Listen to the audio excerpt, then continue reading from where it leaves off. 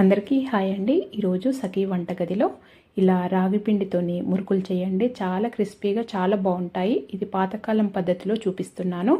బియ్యం పిండి, శనగపిండి, పుట్నాల పప్పు ఇలాంటివి ఏమీ వాడకుండా ఓన్లీ రాగి పిండితోనే ఈ విధంగా చేశారంటే కరకరలాడుతూ చాలా రుచిగా ఉంటాయి. హెల్త్ కూడా చాలా మంచిది కదా. ఈ విధంగా ఒకసారి ట్రై చేసి చూడండి. ముందుగా పొయ్యి పైన ఒక కడాయి పెట్టుకొని 3 కప్పుల నీళ్లు వేసుకుంటున్నాను. మీరు ఏ కప్ అయినా తీసుకోవచ్చండి. నేను ఇంట్లో ఉన్నది ఇలాంటిది పెద్దది తీసుకొని 3 కప్పుల నీళ్ళు వేసుకుంటున్నాను. తర్వాత 2 టీ స్పూన్ల ఉప్పు వేస్తున్నాను. మీ ఉప్పు అనేది రుచికి తగినంత వేసుకోవచ్చండి మీరు. నేనైతే 2 టీ స్పూన్లు నాకు కరెక్ట్గా సరిపోయింది. 2.5 టీ స్పూన్ల కారం పొడి వేస్తున్నాను. కారం పొడి ఎంత కారం ఉంది, మీరు ఎంత తింటారో దాన్ని చూసుకొని వేసుకోవాలి ఎప్పుడు ఉప్పు కారం అనేది. అలాగే 1/2 టీ స్పూన్ పసుపు వేసుకోవాలి. దీంట్లో నేను నెయ్యి వేస్తున్నానండి. 2 టేబుల్ స్పూన్ నెయ్యి వేస్తున్నాను. మీరు వెన్నపూస అయినా వేసుకోవచ్చు, లేదా నూనె అయినా వేసుకోవచ్చండి. మూడిట్లలో ఏదైనా వేసుకోవచ్చు. బటర్ కూడా వేసుకోవచ్చు. నేనైతే నెయ్యి వేసాను. వేసిన తర్వాత మూత పెట్టేసి ఈ నీళ్ళని మంచిగా మరిగించుకోవాలి.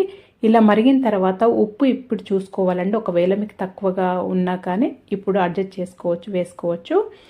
తర్వాత ఇప్పుడు దీంట్లో 3 కప్పుల రాగి పిండి వేస్తున్నాను. మనం నీళ్ళు ఎంతైతే తీసుకుంటామో అంత రాగి పిండి తీసుకోవాలి, సమానంగా తీసుకోవాలి. 3 కప్పుల రాగి పిండి వేసుకున్న తర్వాత ఇప్పుడు దీంట్లో 2 టేబుల్ స్పూన్ల నువ్వులు వేస్తున్నానండి. నువ్వులు దీంట్లో ఎక్కువ ఉంటేనే రుచి చాలా బాగుంటాయి. ఒక 2 టీ స్పూన్ల వాము వేస్తున్నాను. వాము కొద్దిగా తక్కువనే వేసుకోండి, సరిపోతుంది. ఇప్పుడు వేసుకోవాలి. ఇవి 2 పిండి వేసిన తర్వాత వేసుకోవాలి. ముందు నీళ్ళల్లో వేసుకోవద్దు. వేసుకొని లో ఫ్లేమ్లో పెట్టి మంచిగా ఉడికించుకోవాలి. ఈ పిండిని ఒక 2 నిమిషాల పాటు ఇలా కలుపుకుంటూ లో ఫ్లేమ్లోనే ఉడికించుకోవాలి. ఇలా మంచిగా ఉడికిన తర్వాత స్టవ్ ఆఫ్ చేసి మూత పెట్టేసి ఒక 5 నిమిషాలు అలా పక్కన స్టవ్ పైనే అలాగే వదిలేయాలి. ఇంకా వేడి ఉంటుంది కదా, ఆ వేడికి ఇంకా మంచిగా ఉడుకుతుందండి. ఇలా ఉడికిన తర్వాత కింద దించి ఒక ప్లేట్లోకి కొద్దిగా తీసుకొని పిండిని చేతికి తడి చేసుకుంటూ ఈ పిండి మంచిగా కలుపుకోవాలండి. దీంట్లో కలుపుకోవటంలోనే ఉంటుంది, మంచిగా క్రిస్పీగా వస్తాయి. ఇలా కలుపుకోవటం వల్ల గట్టిగా ప్రెస్ చేస్తూ ఒక 2-3 నిమిషాల పాటు ఖచ్చితంగా కలుపుకోవాలి. సాఫ్ట్గా పిండి అయ్యే వరకు కలుపుకోవాలి. పిండి కన్సిస్టెన్సీ చూపిస్తాను చూడండి. ఈ విధంగా అవ్వాలి. ఉండలు పిండి అలా లేకుండా చాలా సాఫ్ట్గా చాలా బాగా అయ్యే వరకు చేతికి తడి చేసుకుంటూనే కలుపుకోవాలి. ఇలా కలుపుకున్న తర్వాత మన మురుకుల గొట్టంలో పిండి ఎంతైతే పడుతుందో అంత తీసుకోవాలి. తీసుకున్న తర్వాత నేను మురుకుల బిళ్ళ తీసుకొని మురుకుల గొట్టంలో పెట్టానండి. పెట్టిన తర్వాత ఈ పిండిని ఆ మురుకుల గొట్టంలో పెట్టుకోవాలి. ఇలా పెట్టుకున్న తర్వాత అంతవరకు పొయ్యి పైన నూనె వేడి చేశానండి. బాగా వేడైన తర్వాతనే ఈ మురుకులు ఒత్తుకోవాలి దాంట్లో. ఇప్పుడు ఈ పిండి అంతా ఇలా కలుపుకొని పక్కన పెట్టుకోవాలి. నేను ఇది స్టెయినర్ పైనే చూపిస్తున్నాను మురుకులు ఒత్తి. మీరు లేదా ఒక ప్లేట్ పైన ఒత్తైనా వేసుకోవచ్చు, లేదా ఒక క్లాత్ పైన కానీ కవర్ పైన కానీ ఒకేసారి 4-5 ఒత్తైనా వేసేయచ్చు ఆయిల్లో. నేనైతే ఇలా స్టెయినర్లో అయితే డైరెక్ట్ ఇలాగే వేసేయచ్చు, లేదా మీరు ఒక ప్లేట్ పైన అయినా కానీ ఒత్తి వేసుకోవచ్చండి. ఈ నూనె మాత్రం ఖచ్చితంగా హై బాగా వేడైన తర్వాతనే ఈ మురుకులు వేసి కాల్చుకోవాలండి. లేకపోతే నూనె పీల్చుకుంటాయి మొత్తము. కొద్దిగా వేడి కాకున్నా కానీ కొద్దిగా వేడైనా కానీ ఈ నూనె అనేది పీల్చుకుంటాయి. బాగా వేడైన తర్వాతనే ఈ మురుకులు వేసి కాల్చుకోవాలి. వేసేటప్పుడు మాత్రం లో ఫ్లేమ్లో పెట్టుకోండి. లో ఫ్లేమ్లో పెట్టుకోవటం ఎందుకంటే మనం వేసేటప్పుడు ఆ వేడి అనేది మన చేయికి తగులుతుంది కాబట్టి లో ఫ్లేమ్లో పెట్టి వేసుకున్న తర్వాత హై ఫ్లేమ్లో కాల్చుకోండి.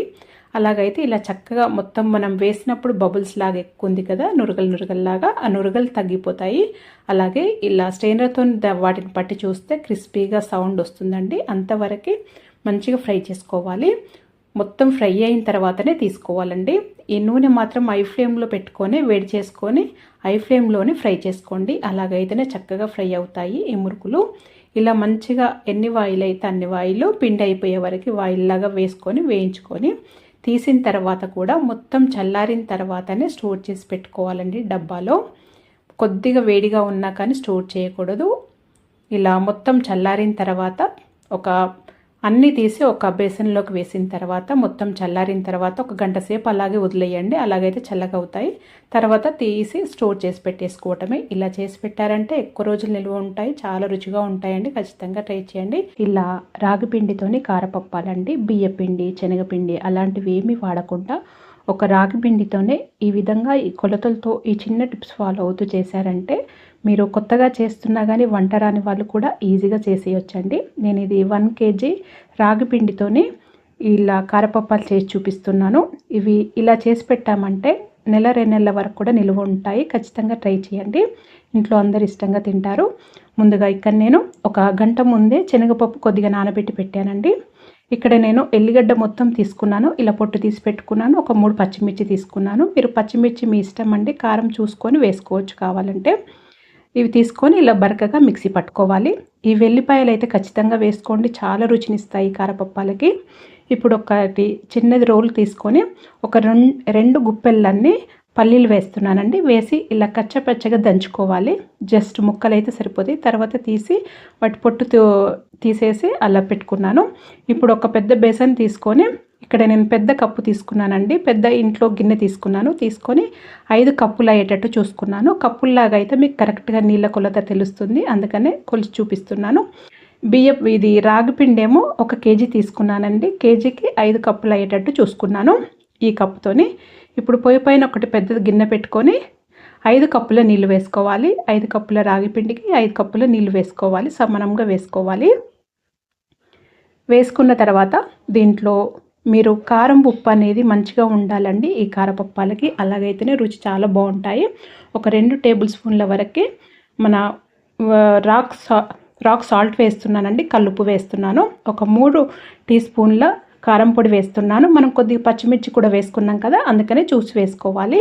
మీరు తినే కారాన్ని బట్టి వేసుకోవచ్చు. ఒక 2 టేబుల్ స్పూన్ల బటర్ వేస్తున్నానండి. మీరు గీ అయినా వేసుకోవచ్చు, లేదా వెన్నపూస అయినా వేసుకోవచ్చు అండి. నూనె వేయకండి. ఇలా వేసిన తర్వాత ఇలా ఈ నీళ్ళని మంచిగా మరిగించుకోవాలి. ఇలా ఒక్కసారి మరిగితే సరిపోతుంది. ఎక్కువ ఏమీ ఉడకనవసరం లేదు. ఇలా ఒక్క ఉడుకొస్తే సరిపోతుందండి. ఇప్పుడు మీకు ఏమైనా ఉప్పు తక్కువ అనిపిస్తే ఇప్పుడే టేస్ట్ చేసి చూసుకోవాలండి. తక్కువ అనిపిస్తే వేసుకోవచ్చు, లేకపోతే నాకైతే కరెక్ట్గా సరిపోయిందండి. చాలా బాగున్నాయి. ఇప్పుడు ఇలా ఒకసారి నీళ్ళు మసిలిన తర్వాత మనం ఈ రాగి పిండి వేసుకోవాలి. ఈ రాగి పిండి వేసుకొని లో ఫ్లేమ్లో పెట్టుకొని ఈ పిండిని అంతా మంచిగా దాంట్లో కలుపుకోవాలి. ఆ నీళ్ళల్లో కలుపుకున్న తర్వాత ఇది మట్టి పాత్రనే కాబట్టి వెంటనే స్టవ్ ఆఫ్ చేయండి. ఎందుకంటే ఇది మట్టి పాత్ర వేడిగా ఉంటుంది కదా కొద్దిసేపటి వరకు కూడా, అందుకని స్టవ్ ఆఫ్ చేయాలి. మామూలుగా స్టీల్ గిన్నెలు అలాంటి వాటిల్లో అయితేనేమో కొద్దిసేపు అలా మీరు కలుపుకునేంత వరకు కూడా ఆ స్టవ్ అలాగే ఉంచి తర్వాత స్టవ్ ఆఫ్ చేసి పొయ్యి పైన అలా మూత పెట్టేసి వదిలేయాలండి. అలాగైతే ఈ పిండి మంచిగా ఇంకా కొద్దిగా 2-3 నిమిషాలు ఉడుకుతుంది. ఇలా తీసిన తర్వాత కొద్దిసేపు వదిలేసిన తర్వాత ఒక బేసన్లోకి వేసుకున్నాను ఈ పిండిని. ఇప్పుడు మనం నానబెట్టుకున్న శనగపప్పు కూడా వేసుకోవాలి. మనం మిక్సీ పట్టుకున్న పచ్చిమిర్చి, వెల్లుల్లిపాయ ఇది కూడా వేసుకోవాలి. ఈ వెల్లుల్లిపాయ అయితే ఖచ్చితంగా వేసుకోండి, చాలా రుచిగా ఉంటాయి కారపప్పాలు. మనం పల్లీలు ఇలా నేను దంచి ఇలా పొట్టు తీసి పెట్టుకున్నానండి. ఈ విధంగా దంచుకుంటే సరిపోతుంది. ఇక్కడ ఒక 5-6 రెబ్బలంతా కరివేపాకు తీసుకున్నానండి. ఫ్రెష్ తీసుకొని ఇలా కడుక్కున్న తర్వాత ఇలా చిన్న కట్ చేసి వేసుకుంటున్నాను. మీరు దీంట్లో కరివేపాకు ఎంతైనా వేసుకోవచ్చు, చాలా రుచిగా ఉంటుంది. వేసుకున్న తర్వాత దీంట్లో ఒక 4 టేబుల్ స్పూన్ల నువ్వులు వేస్తున్నాను. నువ్వులు కూడా ఎక్కువ వేసుకున్నా కానీ చాలా రుచిగా ఉంటాయండి, మీ ఇష్టము. నేనైతే ఒక 4 టేబుల్ స్పూన్ల నువ్వులు వేస్తున్నాను. వేసుకొని ఇదంతా ఒకసారి ఇలా కలుపుకొని చేతికి తడి చేసుకుంటా ఈ పిండిని అనేది గట్టిగా ప్రెస్ చేస్తూ కలుపుకోవాలండి. మెయిన్గా ఈ పిండి కలుపుకోవటంలోనే ఉంటుంది, అలాగే ఫ్రై చేసుకోవటంలో ఉంటుంది. నేను ఇందాక చూపించాను కదా నీళ్ళల్లో ఈ పిండిని వేసి ఉడకబెట్టడం, దాన్ని ఉప్పుడు అంటారండి, ఉప్పుడు పిండి అంటారు. అలా చేసుకోవటం వల్ల చాలా బాగొస్తాయి. మనం ఇది రాగిపిండి, జొన్న పిండి దేంతో అయినా కానీ చాలా బాగొస్తాయండి క్రిస్పీగా. బియ్య పిండితో కంటే చూడండి ఈ విధంగా కలుపుకోవాలి. పిండి ఎంత సాఫ్ట్గా ఒక 4-5 నిమిషాల పాటు ఇలా చేతికి తడి చేసుకుంటా ఖచ్చితంగా ఈ విధంగా అయితే కలుపుకోవాలండి. కన్సిస్టెన్సీ అనేది ఈ విధంగా ఉండాలి. మనం దీంట్లో బియ్య పిండి, శనగపిండి అలాంటిది ఏమి వేయకున్నా కానీ ఈ విధంగా ఉంటే చాలా బాగా వస్తాయి. ఇది ఎక్కువ క్వాంటిటీలో ఉందండి, నాకు కలపడానికి రావట్లేదు. అందుకని కొద్దిగా ఇలా ముద్దలాగా చేసుకున్న తర్వాత కొద్దిగా పిండికి తీసుకొని సైడ్కి ఇలా కలుపుకుంటున్నాను. చేతికి తడి చేసుకుంటే మంచిగా ఇలా కలుపుకోవాలి. కొద్దిగా కూడా గట్టిగా లేకుండా ఇలా ఈ విధంగా కలుపుకోవాలండి. ఈ కన్సిస్టెన్సీ చూపిస్తాను చూడండి, ఈ విధంగా ఉండాలి. ఇప్పుడు చిన్న చిన్న ఉండలుగా చేసుకొని మీరు ఎంత సైజులో చేసుకుంటారో అంత సైజులో చిన్న చిన్న ఉండలు తీసి పెట్టుకోవాలి. ఈ పిండి అంతా అయిపోయే వరకు కూడా ఆ పిండి పైన ఒకటి తడిగుడ్డ కప్పి పెట్టాలండి, లేదా ఒక ప్లేట్ అయినా కప్పి పెట్టాలి. పిండి ఆరనిచ్చుకోకుండా చూసుకోవాలి, ఆరకుండా చూసుకోవాలి. ఇలా చిన్న ఉండల్ని ఇలా అని జస్ట్ ఇలా అంటే సరిపోతుందండి. నేనైతే ఇది పూరీ ప్రెస్లోనే చూపిస్తున్నాను. మీరు డైరెక్ట్ కవర్ పైన అయినా కానీ ఒత్తేసుకోవచ్చు. ఏ విధంగా అయినా కానీ అస్సలు విరిగిపోకుండా చాలా బాగా వస్తాయి చూడండి.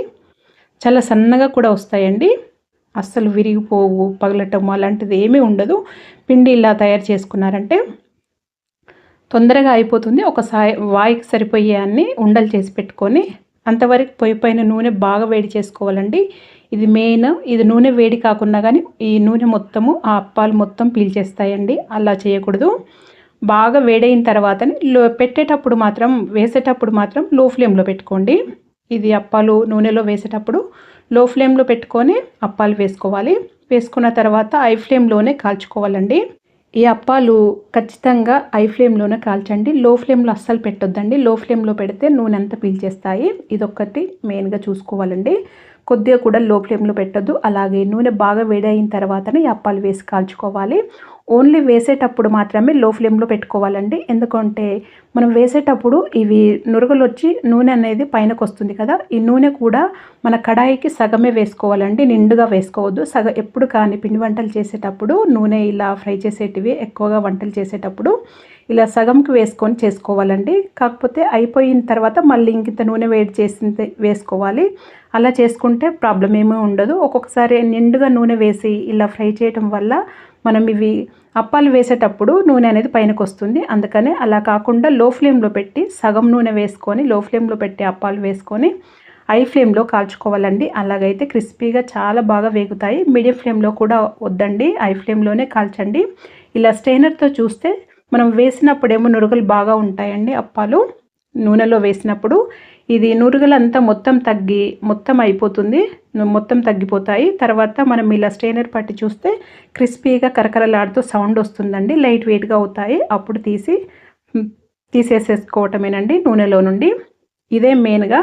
ఇవి రాగిపిండి అప్పాలు కాబట్టి ఇవి ఫ్రై అయినాయా లేదు అనేది తెలియదండి కరెక్ట్గా. అందుకని మనం ఇది స్టెయినర్తో పట్టుకొని చూసుకోవాలి. అలాగే నురగలు మొత్తం తగ్గిన తర్వాత స్టెయినర్తో చూస్తే ఈజీగా తెలుస్తుందండి, కరకరలాడుతూ చాలా క్రిస్పీగా తెలుస్తుంది స్టెయినర్తోనే. ఇవి మనము అప్పాలు ఇది నూనెలో వేసిన వెంటనే మనము కదపొద్దండి. కొద్దిగా అలా ఒకటి దానిపైన ఒకటి వేసినా కానీ కొద్దిసేపు అయితే ఇలా జస్ట్ ఇలా అంటే విడిపోతాయి. అప్పుడు చక్కగా ఫ్రై చేసుకోవాలి. మనం ఇవి తీసిన తర్వాత మొత్తం చల్లారిన తర్వాతనే ఇలా డబ్బాలో స్టోర్ చేసి పెట్టుకోవాలండి. వేడిగా ఉన్నప్పుడు డబ్బాలో ఎప్పుడు కూడా స్టోర్ చేసి పెట్టద్దు, ఏ పిండి వంటలైనా కానీ. బెల్లము రాగిపిండి ఓట్స్తోని ఇలా బిస్కెట్స్ చేయండి. ఇంట్లోనే హెల్తీగా చాలా బాగుంటాయి. ఎప్పుడు బయట తీసుకోరు. బయట బిస్కెట్స్ కంటే ఇలా ఇంట్లో చేసి పెట్టుకుంటే చాలా హెల్తీ అండి. ఖచ్చితంగా ట్రై చేయండి. చక్కెర అలాంటివేమి, మైదా అలాంటివేమి వాడకుండా ఈ విధంగా ఇంట్లో ఉన్న వాటితోనే ఇలా చేసి పెట్టుకున్నామంటే చాలా మంచిది. ఇక్కడ నేను ఒక చిన్నది బేసన్ తీసుకొని ఒక అరకప్పు బెల్లం పొడి వేస్తున్నానండి. బెల్లం పొడి తీసుకోండి. మీరు తురిమిన బెల్లం అయినా కానీ అరకప్పు తీసుకోవచ్చు. ఒక చిటికెడంతా ఉప్పు వేసుకోవాలి. ఉప్పు ఖచ్చితంగా వేసుకోండి, రుచి చాలా బాగుంటుంది. ఇక్కడ ఒక 1 టీ స్పూను బేకింగ్ పౌడర్ అండి, బేకింగ్ సోడా తినే సోడా కాదు, బేకింగ్ పౌడర్ వేసుకోవాలి. ఒక 2 టీ స్పూన్ల కోకో పౌడర్ వేసుకోవాలి. ఈ కోకో పౌడర్ అనేది మీ ఇష్టం అండి, ఆప్షనల్. నేనైతే వేస్తున్నాను, పిల్లలు ఇష్టంగా తింటారని. రుచి బాగుంటుంది, అలాగే కొద్దిగా కలర్ కూడా బాగా వస్తుంది, అందుకనే వేసానండి. ఒక అర టీ స్పూన్ వరకు వెనిలా ఎసెన్స్ వేసుకోవాలి, లేదా ఇలాచి పౌడర్ అయినా వేసుకోవచ్చండి మీరు. వెనిలా ఎసెన్స్ లేకపోతే 1.5 కప్పు రాగి పిండి వేసుకోవాలి. ఒక అర కప్పు ఓట్స్ వేసుకోవాలి. 1.5 కప్పు రాగి పిండి, అర కప్పు ఓట్స్ వేసుకోవాలి. మొత్తం 2 కప్పులు. ఒక అర కప్పు వరకు నెయ్యి వేస్తున్నానండి. నేనైతే బటరు అవేమి వేయట్లేదు, ఇంట్లో నెయ్యి మామూలుగా ఉంటుంది కదా, అందుకని ఒక అర కప్పు వరకు నెయ్యి వేస్తున్నాను. లేదా ఒక 2 టేబుల్ స్పూన్ల నెయ్యి వేసుకుంటే సరిపోతుంది. వేసుకొని ముందుగా ఇలా పొడిపిండినంతా మంచి కలుపుకోవాలి. కలుపుకొని నేను కాచి చల్లార్చిన పాలు తీసుకున్నానండి. తీసుకొని కొద్దిగా వేసుకుంటూ మన ముద్దలాగా అయ్యే వరకు ఇలా కలుపుకోవాలి. ఈ పాలు అనేటివి మీకు ఎంతైతే పడతాయో చూసుకుంటూ వేసుకోవాలి, ఒకేసారి కాకుండా. నేను ఒక అరకప్పు తీసుకొని ఇలా కొద్ది కొద్దిగా వేసుకుంటూ కలుపుకున్నాను. నాకైతే మొత్తం పట్టినాయండి. మీరు అడ్జస్ట్ చేసుకుంటూ వేసుకొని కలుపుకోవాలి. కన్సిస్టెన్సీ అనేది ఈ విధంగా అయ్యే వరకు కలుపుకోవాలి. ఇలా అయిన తర్వాత చూడండి చాలా బాగుంది కదా. ఇలా అయిన తర్వాత చిన్న చిన్న ఉండలుగా తీసుకొని అన్నీ సమానంగా తీసుకోండి. నేనైతే ఈ విధంగా తీస్తున్నాను. కొద్ది కొద్దిగా చిన్న చిన్న ఉండలుగా తీసుకొని కుక్కీస్ లాగా చేసుకోవటమేనండి, బిస్కెట్ లాగా. మీరు ఏ సైజులో అయినా చేసుకోవచ్చు, పెద్దగా అయినా చేసుకోవచ్చు, చిన్నగా అయినా చేసుకోవచ్చు. నేనైతే మీడియం సైజులో చేస్తున్నాను. ఈ విధంగా రౌండ్గా చేసుకొని జస్ట్ 2 చేతుల మధ్యలో ఇలా పెట్టి ప్రెస్ చేసి సైడ్ని అలా పగులు లేకుండా ఇలా అంటే మంచిగా వస్తుంది. లేదా మీరు ఈ పిండిని మొత్తాన్ని కింద పెద్ద చపాతీలాగా చేసుకొని మన కుక్కీ కట్టర్ రౌండ్గా ఏదైనా ఉంటుంది కదండి, మూత అలాంటివి చిన్నవి, అలాంటి వాటితోనైనా కట్ చేసుకోవచ్చు. అలాగైనా కానీ మంచి పర్ఫెక్ట్ షేప్లో వస్తుంది. నేనైతే ఈ విధంగా చేయి పైన చేసేస్తున్నానండి. ఇలా చేసుకొని ఒక గిన్నెలోని, నేను పొయ్యి పైన చూపిస్తున్నానండి, ఓవెన్ కాకుండా. ఇలా ఒక గిన్నెలోని కింద ఒక స్టాండ్ పెట్టుకొని దానిపైన ప్లేట్ పెట్టుకొని, ఈ ప్లేట్ పైన ఈ కుక్కీస్ పెట్టుకొని, బిస్కెట్లు పెట్టుకొని పైన కొద్దిగా బాదం పప్పులు పెడుతున్నానండి, జస్ట్ గార్నిష్ కోసమే. మీ ఇష్టము, ఏ పప్పులైనా పెట్టుకోవచ్చు, లేకపోతే అలాగైనా కానీ ఇలా మీడియం ఫ్లేమ్లో ఒక 15-20 నిమిషాల వరకు అలా అది బేక్ చేయాలండి పొయ్యి పైన.